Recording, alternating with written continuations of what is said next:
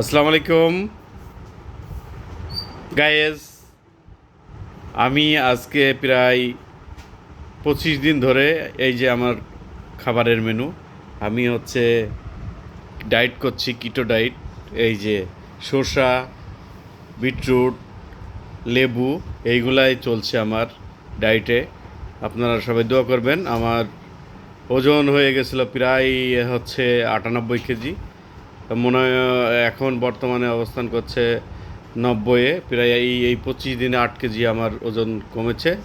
ইনশাল্লাহ সামনে আরও ওজন কমবে, এই দোয়াই করি এবং চেষ্টা করব যে ভাত, রুটি এবং হচ্ছে বিস্কিট এইগুলা থেকে দূরে সরে থাকতে। নিয়মিত এখন আমি বিটরুট, তারপরে কাজু বাদাম, পেস্তা বাদাম, তারপরে সালাদ, এইগুলাই আমার চলছে। সবাই আমার জন্য দোয়া করবেন, আমি যেন আমার ওয়েটটা অনেক কমাতে পারি, আরও কমাতে পারি। আপনারা সবাই আমার চ্যানেল দেখে সাবস্ক্রাইব করে দিন। ধন্যবাদ।